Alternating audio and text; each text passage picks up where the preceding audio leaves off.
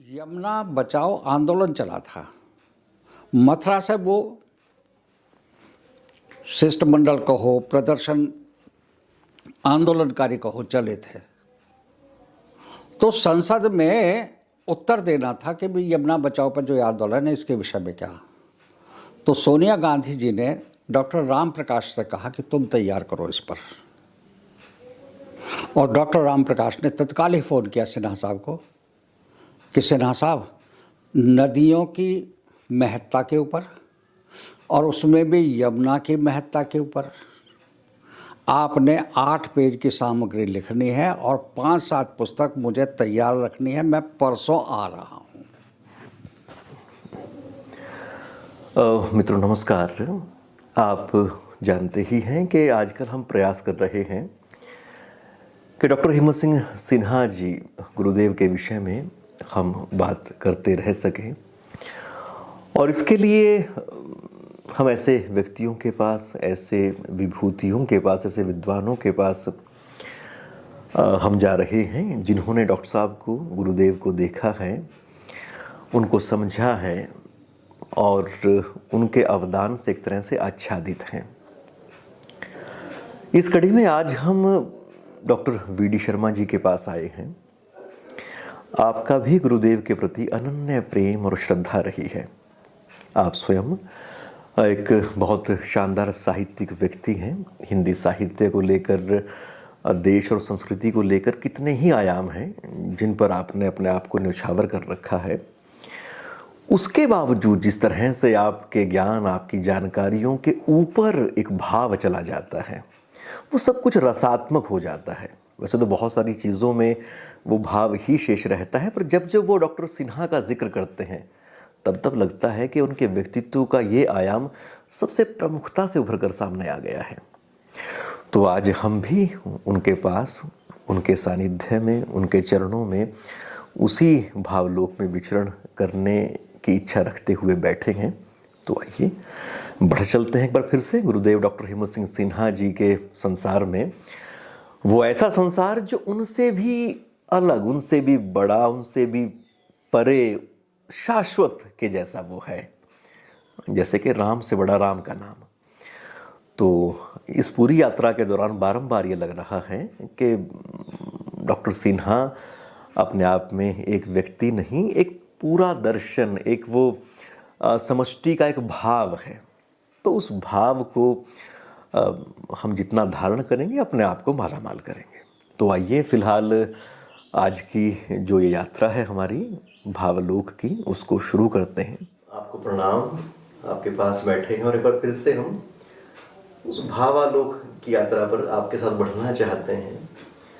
सबसे पहले आप प्लीज़ ये बताइएगा कि आपको जो ये खबर मिली कि सिन्हा जी अब नहीं रहे, तो क्या आपको था पिछले कुछ दिनों से कि ऐसी कोई खबर मिल सकती है, ये कहीं अंदेशा था? और जब आपको वो खबर मिली तो कैसे मिली और फिर क्या मन में पहला भाव? मित्र, ऐसा है कि मुझे आयु की शक्ति का पता था कि ये 90 से ऊपर जो भी समय है वो बोनस का है। चिंतित मैं इस विषय को लेके जब वो 85 की आयु पार कर गए थे, तब से ही मैं लोगों से कहा करता था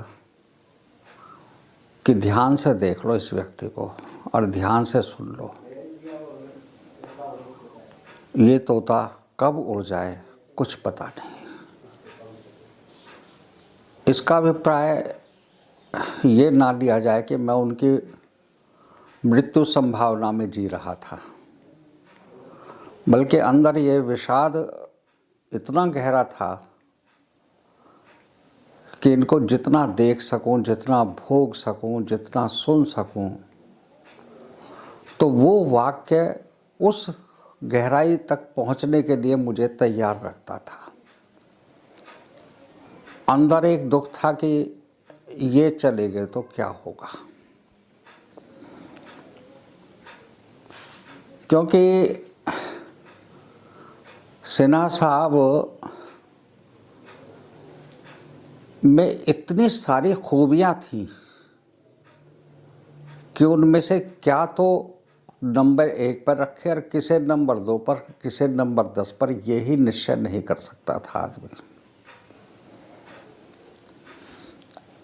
और मैं, क्योंकि उनकी सरलता से और विद्वत्ता से इतना परिचय तो नहीं कहूँगा कि लेकिन पर्याप्त परिचित था, इसलिए कुछ अंदर से दायित्व बोध था और अंदर से अधिकार बोध था। अधिकार इसलिए कि ये किसी बात का बुरा नहीं मानते, और अधिकार बोध में अहंकार बिल्कुल नहीं था। केवल कामायनी की पंक्तियां हैं श्रद्धा की, सब कुछ दे दूं और कुछ ना लूं, इतना उत्सर्ग छलकता है। क्योंकि सिन्हा साहब के प्रति जितनी भी निष्ठा, जितनी भी श्रद्धा व्यक्त कर सकता है, मन में रख सकता है, वह सिन्हा साहब को कुछ नहीं देगी, तुम्हें सुगंधित करती रहेगी, तुम आनंदित होते रहोगे। इसलिए आज के समय में जैसे कभी 2 ही भाव होंगे, सुख और दुख, धीरे धीरे भाव का नाम रस पड़ गया, नवरस आगे शास्त्रीय दृष्टिकोण से 9 रस को आप 2 में सुखात्मक दुखात्मक में वर्गीकृत कर सकते हो, लेकिन उनके छोटे छोटे भेद, परिस्थितिगत, आनंदगत, ये 9 अब तो 10-15 तक पहुंच गए हैं। इसलिए सिन्हा साहब को देख करके यही मन करता कि देखता रहूं, सुन करके यही मन करता सुनता रहूं, और उनकी यश कीर्ति में ही, अपनी यश कीर्ति नहीं, लोक की यश कीर्ति मानता था।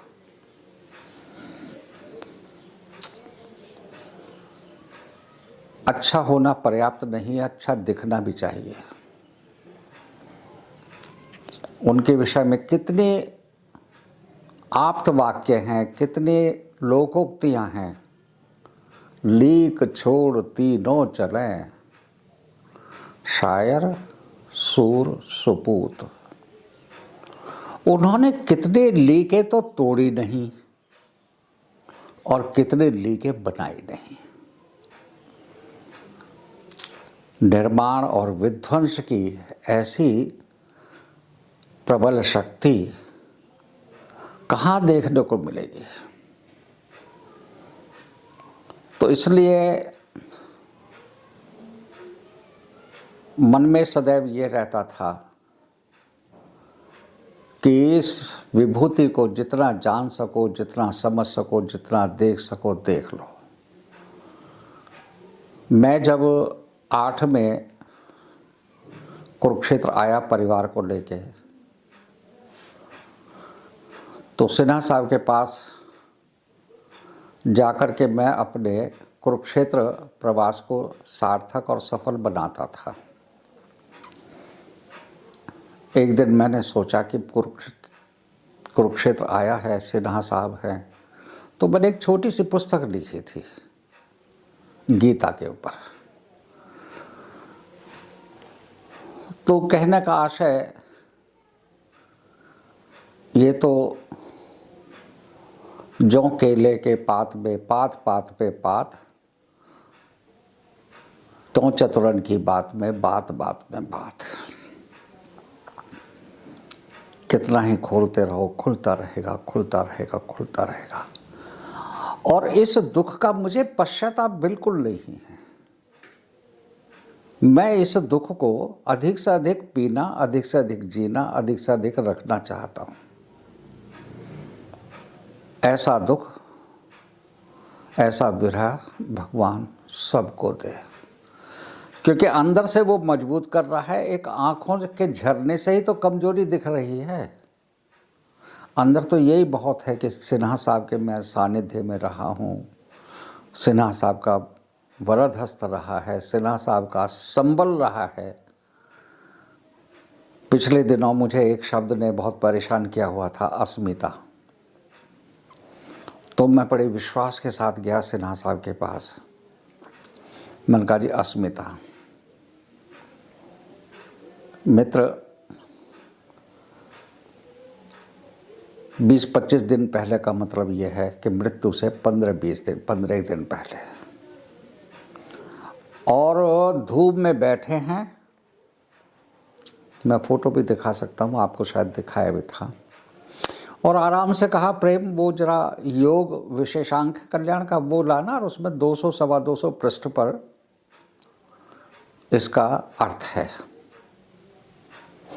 मैंने उस दिन प्रेम से कहा, तो उस दिन बनियान नहीं था, धूप में बैठे हुए थे, अंदर लुंगी थी क्योंकि बाथरूम की बार बार शिकायत होती थी, ऊपर धोती सी डाल रखी थी। शरीर भले टूट गया हो, लेकिन उनकी चेतना, उनकी जीवट कभी नहीं टूटा। तो इसलिए सिन्हा साहब कितने भावों के पर्यायवाची हैं, ये तो वही समझ सकता है जो अनुभव कर सकता है। और मेरी जैसी अनुभूति बहुतों की है। मेरे लिए तो सहज सुलभ थे। लोग तो विदेशों से फ़ोन कर रहे हैं, विदेशों से आने के लिए आतुर रहते थे, और दिल्ली तक से तो आने में किसी को कभी संकोच ही नहीं हुआ। कोई तंत्र पर उनसे कुछ जानना चाहता है, कोई मंत्र पर जानना चाहता है, कोई आयुर्वेद पर जानना चाहता है, कोई एलोपैथी पर जानना चाहता है, कोई दर्शन पर, कोई साहित्य पर। क्या उसका कमाल है। एक दिन मैं गया तो एक प्रिंसिपल थी सेरदा में, संगीत विभाग में, बटला ऐसा कुछ नाम था। तो वो बंगाल के जो जागरण संगीत है उसके ऊपर चर्चा कर रहे थे। मैं गया, मैंने क्योंकि एमए में भारतीय साहित्य पढ़ाया था, तो भारतीय साहित्य में बंगला साहित्य खासतौर से विशेष पेपर था, तो उसकी स्मृतियाँ मेरे पास कुछ थी। तो तब मैंने वैसे ही टोक लिया। मैंने कहा जी वहाँ मंगल गीत है, चर्या गीत हैं, ये है वो है। इसका आशय एक ही है कि इस्लामी क्रूर शासन के खिलाफ हिंदू जनमानस में शौर्य और वीरत्व का और अपने मूल्यों के प्रति गुणवत्ता का भाव भरना था। ये कहानी किससे कोई सच्चा नहीं है, ये तो केवल एक पीढ़ी को, एक युग को संवारना होता है। तो इसने सिन्हा साहब ही हैं, बहुत सारी बातें याद हैं, और उनको दोहराने में ऐसे जैसे कि मैं हनुमान चालीसा को दोहराने में कोई हनुमान भक्त प्रसन्नता की अनुभूति करता हो, वैसे ही मैं उन्हें दोहराने में, सुनाने में सुखानुभूति करता हूँ। लगता है कि मेरी पूंजी स्थायी हो रही है, मेरी पूंजी बढ़ रही है। तो जिस व्यक्ति का गुणगान करने में सुखानुभूति हो, दायित्व बोध होता हो, दायित्व पूर्ति का बोध होता हो, उस व्यक्ति को कितनी गहराई से समाज जानता है, पहचानता है, सोचता है। इसलिए जिस भय से मैं आशंकित रहता था, वो सिन्हा साहब के गोलोक धाम गमन के बाद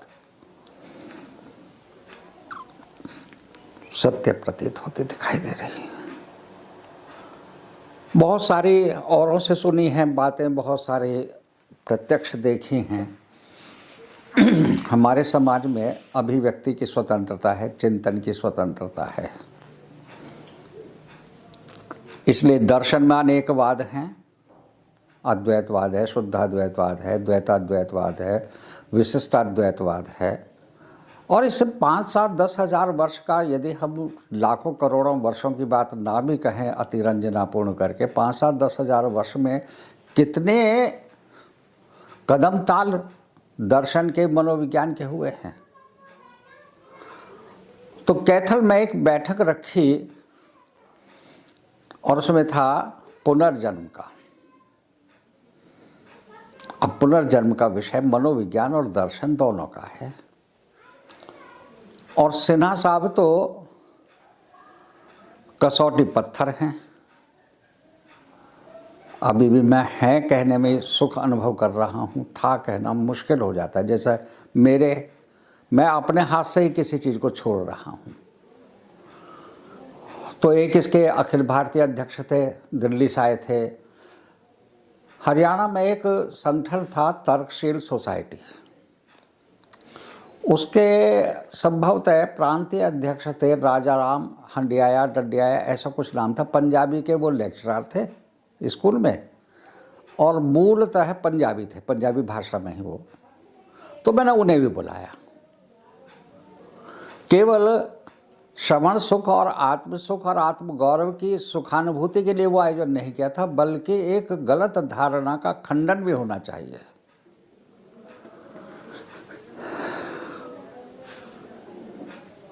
सिन्हा साहब का जो व्याख्यान था, ऐसे जैसे गोलगप्पे खाते हुए व्यक्ति बात करके बहुत बड़ी बड़ी बातें कह जाए। मतलब उन्हें दर्शन की बात है तो स्थित प्रज्ञता होनी चाहिए, पालथी मार के बैठा होना चाहिए, एकांत होना चाहिए, कोई विघ्न डालने वाला नहीं होना चाहिए। वो तो रेलवे प्लेटफॉर्म पर और रेलवे डब्बे में भी दर्शन की गहन बातों को बताने में उन्हें कोई परेशानी नहीं होती थी। कितने प्रसंग हैं सिन्हा साहब के साथ, और उनके अलग अलग आयामों में से जो केंद्रीय बिंदु है वो भारतीयता और सहयोग। उनसे कोई भी कुछ अपना अभाव प्रभाव व्यक्त कर दे, यथासंभव उसकी पूर्ति करना वो अपना धर्म मानते थे। कितने विद्यार्थियों के मैंने सुने हैं, और वो क्योंकि उनसे भी सुने हैं, औरों से भी सुने हैं, प्रामाणिकता के साथ सुने हैं, विश्वास के साथ ग्रहण किए हैं, कि एक दिन दिल्ली से आए, दिसंबर का महीना था, रात को 12-1 बजे ट्रेन आई थी। बाहर रिक्शे को इधर उधर ताका झांका किया, एक रिक्शे वाला गद्दी को डाल करके और खेसी ओढ़ के लेटा हुआ था, सोया हुआ था। हिलाया, जागा, बोले जी बताइए, बोले यूनिवर्सिटी चलना है भाई। बोले ठीक है चलो। बोले क्या लोगे? बोले 10 रुपये। बोले भाई काम तो 5 रुपये का है, औसतन 5। चलिए बैठ गए। जैसे यूनिवर्सिटी में रिक्शा घुसी तो सिन्हा साहब ने उससे पूछा कि भाई तेरे को दिक्कत है तो तू दिन में रिक्शा चलाया कर।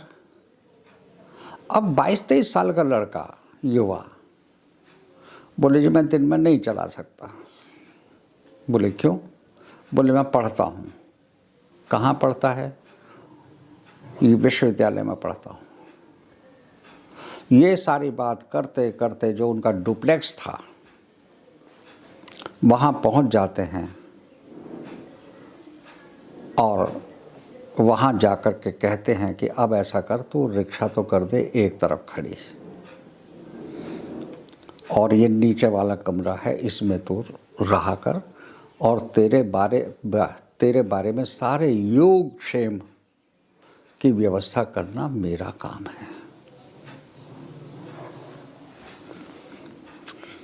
एक दो दिन हो गए। सिन्हा साहब ने एक दिन पूछा तुझे कोई कला कौशल आती है? सिलाई, कढ़ाई, बुनाई, गवाई कुछ? बोले जी नहीं जी मुझे तो नहीं आता। बोले कुछ तो बतला तो सही। बोले जी मैं हरियाणवी में जो क्रिकेट के हास्यास्पद कमेंट्री है वो कर लेता हूँ। बोले सुनाई उसने। तो उन्होंने उस कमेंट्री को रिकॉर्ड कराया और उसके कैसेट बनवा करके स्वयं दिल्ली थोक के बाजार में देकर आते थे। सिन्हा साहब एमए हो गया, कुछ दिन बाद उसका कोई अता पता नहीं रहा। कुछ दिन बाद उसका पत्र आया कि गुरुजी मैं आपकी कृपा से BBC लंदन में हिंदी अनाउंसर हो गया हूँ, मेरा नाम रवि शर्मा है। मित्र, मुझे सिन्हा साहब कह रहे हैं तो विश्वास कैसे ना करूं, और इतनी ऊंची छलांग लगाना मेरे ज्ञान से बाहर था। आखिर इसकी पुष्टि करने का एक दिन मुझे मौका मिल गया। कानपुर में संस्कार भारती की कार्यशाला थी। उसमें अनिल जोशी नाम के व्यक्ति का उद्बोधन था। अनिल जोशी इंग्लैंड में संस्कृति और भाषा सचिव वहाँ के दूतावास में रह चुके थे। जैसे ही वो लेक्चर ख़त्म करके आए, मैंने एकदम पूछा, मैंने कहा आप इंग्लैंड में रहे हैं? बोले हाँ रहा हूँ। मैंने कहा आपके कालखंड में BBC लंदन में रवि शर्मा? बोले हाँ बिल्कुल रवि शर्मा। वो विश्वास उस दिन सत्य में बदल गया मेरा। तो इसलिए ऐसे प्रसंग कुछ ऐसा लगता है कि जैसे जैसे चलते चलते वो दृष्टांत घड़ते थे, और मतलब व्यक्ति का साथ देना तो पता नहीं कितने जन्मों की साधना का प्रतिफल था जो उनके साथ जुड़ा हुआ था। श्री खंडे जी के पत्नी का रसम पगड़ी। अब श्री खंडे संगीत के विद्वान, अध्यक्ष नहीं संगीत के विद्वान, वहाँ ये प्रसंग आया और श्री खंडे जी सहमत हुए उससे कि जब श्री खंडे जी आए तो यहाँ मकान देखते हुए घूम रहे थे, तो सिन्हा साहब के मकान के सामने से कोई बिना आश्वासन के या सहयोग के निकल जाए, ये तो बड़ा मुश्किल है। तो उन्होंने कहा भी मुझे मकान चाहिए। सच बोले ऐसा जब तक नहीं मिलता तुम यहीं रहो हमारे साथ। यानी कि ये बात 21वीं शताब्दी में कहना भी अपने आप को स्वयं भी असत्यता के घेरे में डाल देने वाली स्थिति है।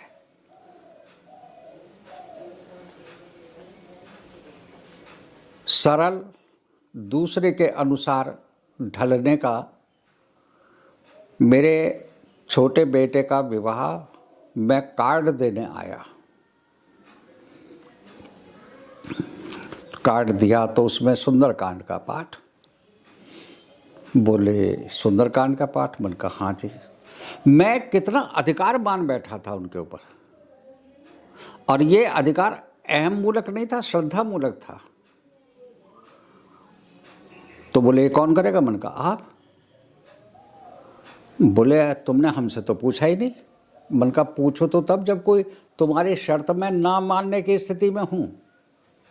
मुझे तो आपसे पाठ है, दिन दिवस समय ये सारा आपने निश्चित करना। बोले ये तो लिखा हुआ। मैंने कहा ये लिखा हुआ है, ये कागज की लेखी है, भाग्य की लेखी नहीं है जो मिट नहीं पाएगी ये। बोले तो ठीक है, हम 9 बजे तो नहीं, लेकिन हम 11 बजे के करीब आएंगे। मैंने कहा आपका योगक्षेम? बोले जो कुछ थाली में आएगा वो हमारा योगक्षेम है। और योगक्षेम क्या है? गाड़ी का किराया अपना निकल जाए। उसी अवसर पर मेरे बेटे का विवाह हुआ था, मणिपुर की लड़की थी। मेरे जैसे ब्राह्मणवादी ने ज़्यादा समय नहीं लगाया हाँ करने में, ना लड़की देखी ना कुछ देखे, क्योंकि मैं वनवासी कल्याण आश्रम में 5-6 वर्ष काम किया था। तो पूरा भारतवर्ष और खासतौर से वनवासी क्षेत्र मुझे ज़्यादा प्रिय थे, ज़्यादा विश्वसनीय थे, इसलिए हाँ कर ली। लेकिन संकट एक था कि ये इतना पेचीदा मामला है, कहीं अगर कोर्ट और पुलिस और थाने का, सरकार का, न्यायालय का केस आता है तो मेरी तरफ से कौन सशक्त व्यक्ति हो सकता है। तो मुझे पता था कि 24 कैरेट का यदि कोई व्यक्ति है तो डॉक्टर हिम्मत सिंह सिन्हा हैं। मैंने सिन्हा साहब से कहा, मैंने कहा आपने कन्यादान देना है। बोल ठीक है। यानी कि उन्होंने नहीं पूछा क्यों, क्या, कैसे। इतना स्थित प्रज्ञ कहूँ, निष्प्रिय कहूँ, उनके लिए तो शब्द भी नए चाहिए, उनकी भाव भंगिमाओं के लिए, चेतनाओं के लिए। और उन्होंने कन्यादान किया। और एक और बात बतलाऊं,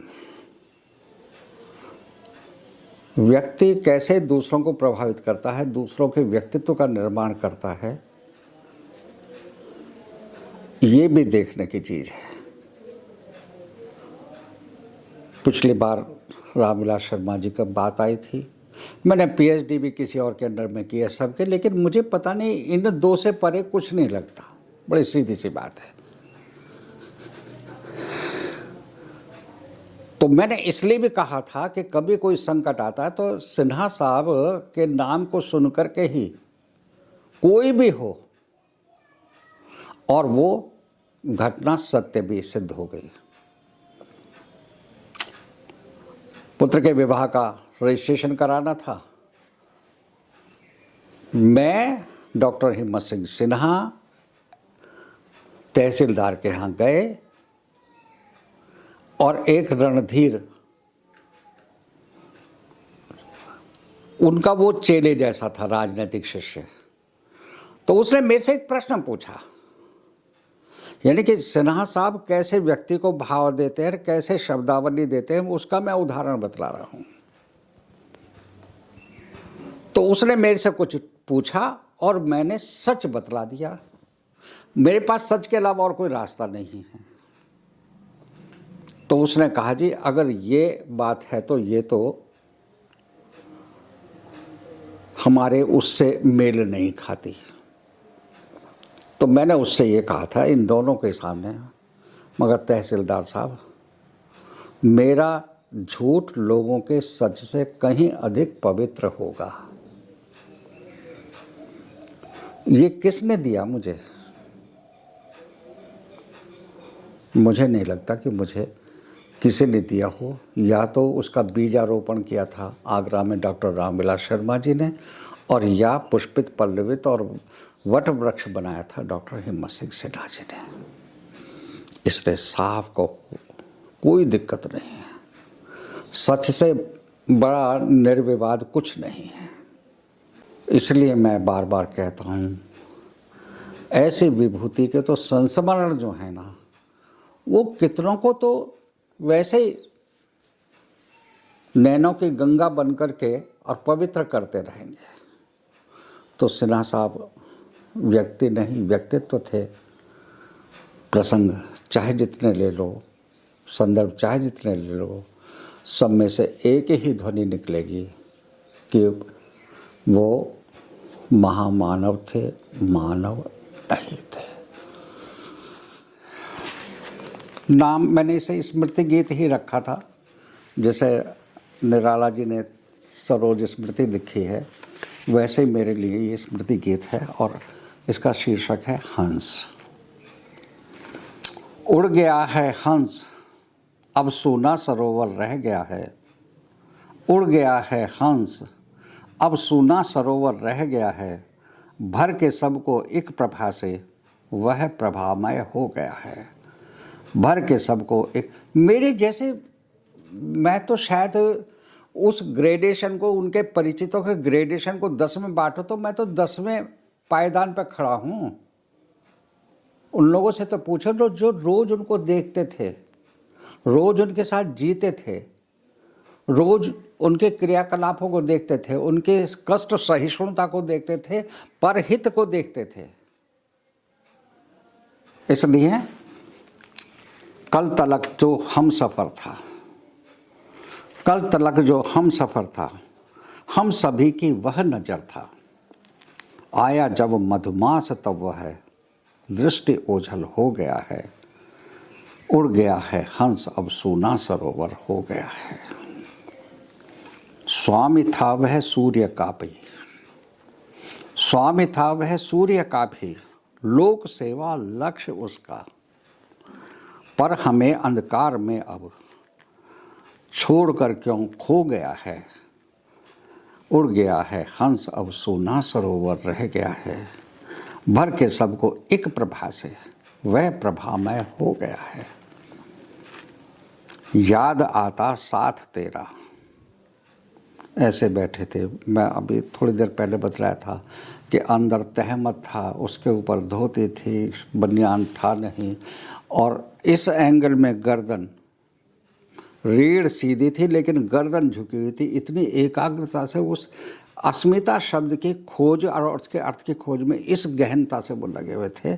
याद आता साथ तेरा, बहुत सताती याद तेरी, खींच अपनी सारी किरणें, सूर्य वह क्यों खो गया है, वह प्रभामय हो गया है। जो जहाँ के होते प्यारे, सनातन सत्य है। इसी को लेके सब्र भी कर लेते हैं, इसी को लेके बेचैन भी हो लेते हैं। जो जहाँ के होते प्यारे, वे वहाँ के भी सितारे। अपने पर कुछ ऐसी बीती, अपने पर कुछ ऐसी बीती, विश्वास इस पर हो गया है।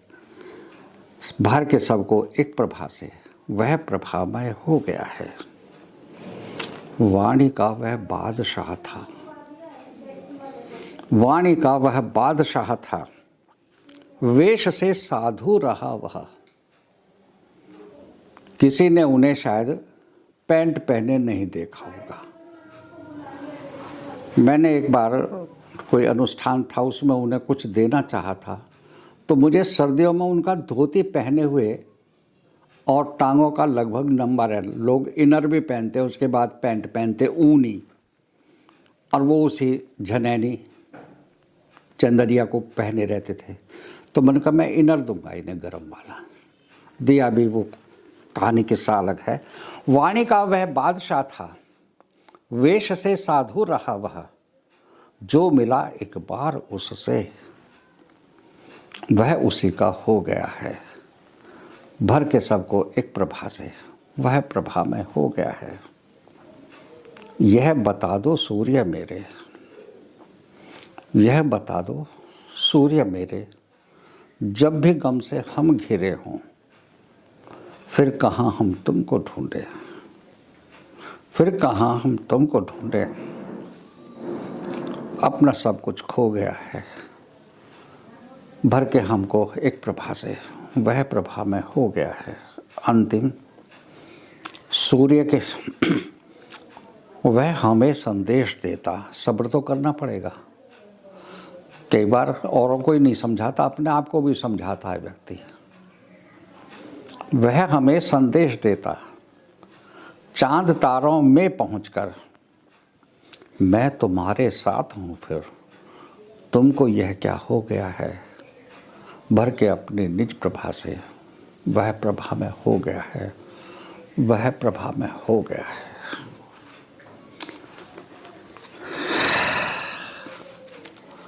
इसलिए मित्रों, कुछ ऐसे गम होते हैं जिनको पालने और पाले रखने में ही आदमी सुखानुभूति करता है। सिन्हा साहब को कोई भूलना भी नहीं चाहता, क्योंकि जिसकी स्मृतियां ही इतना संबल बन जाती हों, जीवंत तो वो कितने संबल रहे होंगे। ना का तो उन्होंने, उनके शब्दकोश में ना तो था ही नहीं। ये करना अच्छा जी, वो लोगों को विश्वास कितना था। एक बार 8-10-11 साल पुरानी बात है, यमुना बचाओ आंदोलन चला था। मथुरा से वो शिष्टमंडल कहो, प्रदर्शन आंदोलनकारी कहो, चले थे। तो संसद में उत्तर देना था कि भाई यमुना बचाओ पर जो आंदोलन है इसके विषय में क्या। तो सोनिया गांधी जी ने डॉक्टर राम प्रकाश से कहा कि तुम तैयार करो इस पर। और डॉक्टर राम प्रकाश ने तत्काल ही फ़ोन किया सिन्हा साहब को कि सिन्हा साहब, नदियों की महत्ता के ऊपर और उसमें भी यमुना की महत्ता के ऊपर आपने 8 पेज की सामग्री लिखनी है और 5-7 पुस्तक मुझे तैयार रखनी है। मैं परसों आ रहा हूँ। एक संसद कुरुक्षेत्र के प्रति इतने मोहताज हो, डॉक्टर हिम्मत सिंह सिन्हा पर इतना विश्वास करती हो,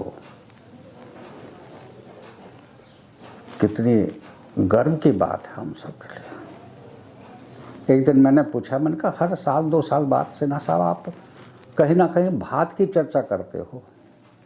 बोले हाँ ठीक है। बोले 32 भात दिए हैं मैंने,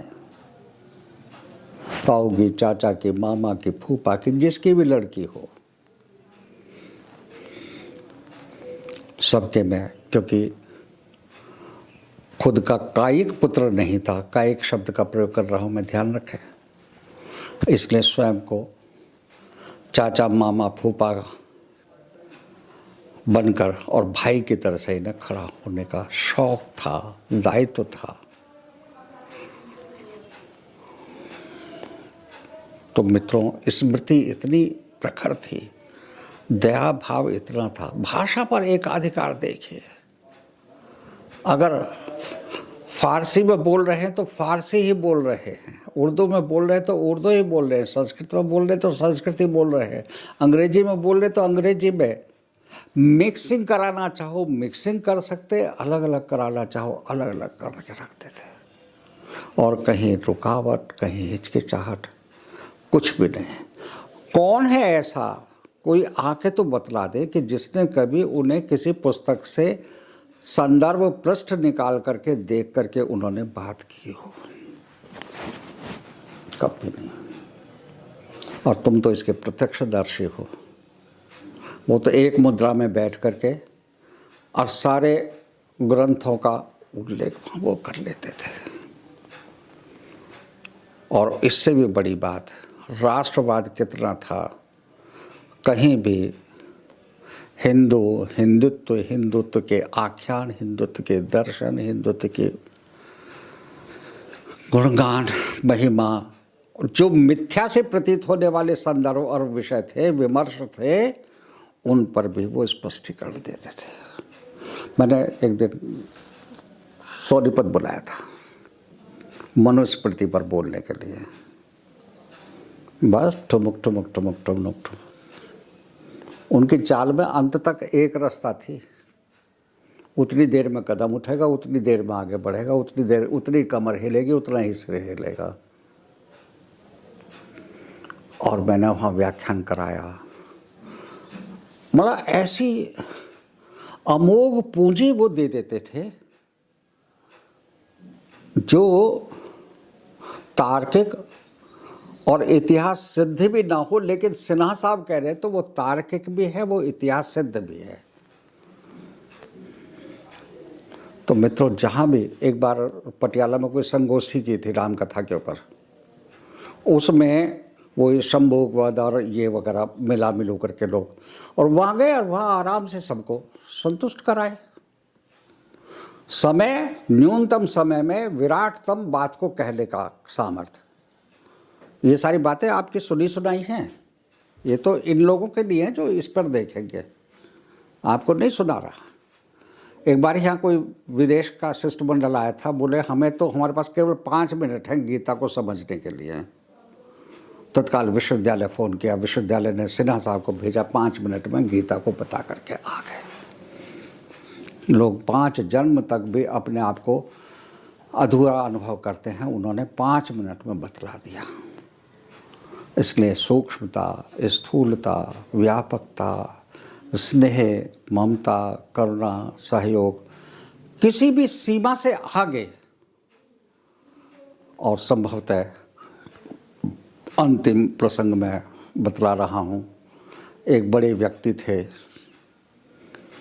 उन्होंने जयप्रकाश नारायण के राजनीतिक चिंतन पर पीएचडी का काम किया या कराया। उसके बाद उस काम को लेकर के वो जसलोक अस्पताल बॉम्बे पहुंच गए।